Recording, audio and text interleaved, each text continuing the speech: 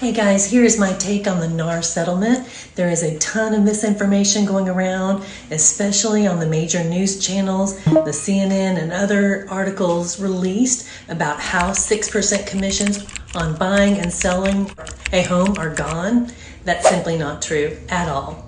What happened with the NAR'S settlement is basically a change on how commissions are disclosed on our MLS and how buyers' commissions are paid. So that's one of the big takeaways. So let's back up for a minute. Back in the 80s, there was no buyer agency. And when you listed a home with a realtor, the buyer did not have any representation. There was lawsuits that came from that, from buyers. So at that time, buyer representation was created, so a buyer had an agent to look out for their best interest when purchasing a home. So fast forward to today, when you list your home, you typically pay a listing agent and the broker an X amount of commission. Commission structure when listing a home has always been negotiable.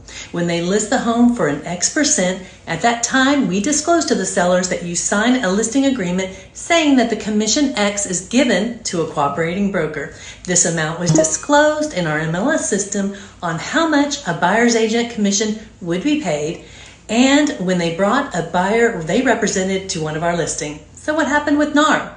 That settlement is coming in July 2024, and we now are no longer able to disclose to a buyer's agent how much they get paid in MLS. This doesn't mean the seller is no longer going to pay. This fake news message that the media is spreading is wrong. As a seller, you may be asking, why would I want to pay a buyer's agent now to sell my home?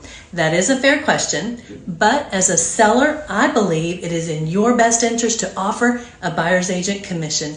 To me, it's simply about supply and demand. You want as many buyers looking at your home as possible, making offers on your home, driving up prices, and that's ultimately how much money you'll make on the home. So if you have a pool of potentially 20 buyers and 5 of them have the cash to pay to an agent to represent their best interest, then you have potentially 15 buyers that you've eliminated that do not have the money to pay their buyer's agent. And because they have to pay all the closing costs to purchase that home, there are going to be changes with this lawsuit, and at the end of the day, there will be sellers who will refuse to pay buyer's agents commission.